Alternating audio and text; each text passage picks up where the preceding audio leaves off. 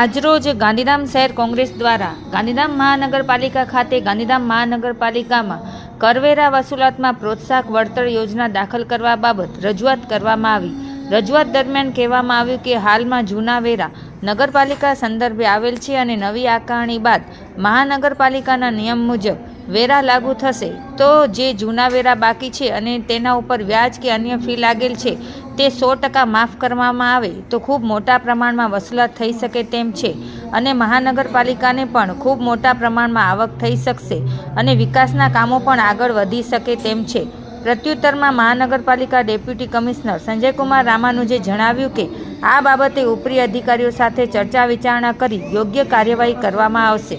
नमस्कार, हूँ भरतभाई गुप्ता, गांधीधाम शहर कांग्रेस नो अध्यक्ष। आज अमे अमरा शहर कांग्रेस अने तालुका बधा मळीने आज आवेदन पत्र देवा आया छे नगरपालिका कने।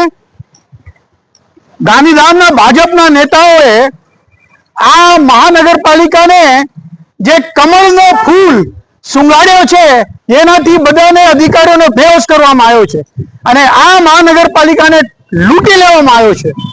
अमे आज आवेदन पत्र जे दीधुं छे ई 2022 अमृतकाल योजना अंदर जયારે मिलकत वेरा माफ करवा माटेनु एक योजना हेठळ 2022 में चाली हती।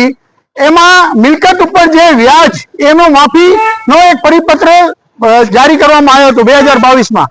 आज गांधीधामनी स्थिति एवी छे के नथी गटरनो पाणी छे के नथी पीवानो पाणी, नथी स्ट्रीट लाइट, रोड तूटी गया छे।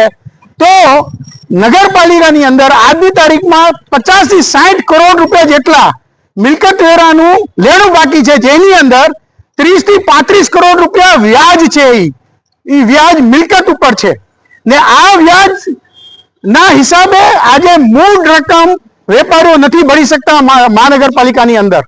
मारे आज आ लेटर मुख्यमंत्री श्री ने दईए छे के तात्कालिक ई मिलकत वेरा उपर जे व्याज लगाड्यो छे 30 થી 35 करोड़ आ गांधीधामनी जनता उपर एने माफ करवामां आवे અને મૂળ રકમ તાત્કાલિક નગરપાલિકાને મળે જો ઈ વિકાસના કામમાં યુઝ કરવામાં આવે અહીંયા ગાંધીધામની અંદર। મારી આજે અમે આ બધા મળીને આ લેટર અમારે અહીંયા કમિશનર સાહેબને અત્યારે દીધું છે અને અમે આ રજૂઆત મુખ્યમંત્રી શ્રીને કરીએ છીએ અને કલેક્ટર શ્રીને પણ કરીએ છીએ। નમસ્કાર। આજરોજ ગાંધીધામ શહેર કોંગ્રેસ કમિટી દ્વારા મહાનગરપાલિકામાં આવેદનપત્ર આપવામાં આવ્યું છે જેમાં તેમનો વિષય છે કે ગાંધીધામ મહાનગરપાલિકામાં ખાસ કિસ્સામાં કરવેરા વસૂલાતમાં પ્રોત્સાહક વળતર યોજના દાખલ કરવામાં આવી। 2022 માં રાજ્ય સરકાર દ્વારા આઝાદી કા અમૃત મહોત્સવ હેઠળ પ્રોત્સાહક વળતર યોજના આપવામાં આવેલ હતી। તે પરિપત્ર પણ તેઓ ટાંક્યો છે કે જે આપણે મહાનગરપાલિકા દ્વારા નગરપાલિકા દ્વારા જે વ્યાજ લેવામાં આવે છે પેનલ્ટી રૂપે એ વ્યાજને માફી આપવામાં આવે તો મહાનગરપાલિકાની વસૂલાત ઘણી થાય છે એ તેઓની રજૂઆત છે અને એ બાબતે આ તો નીતિ વિષયક નિર્ણય છે। હવે કમિશનર સાહેબ સાથે ચર્ચા કરી અને આવેદનપત્ર છે સરકારશ્રીને સાદર કરવાની કાર્યવાહી કરવામાં આવશે।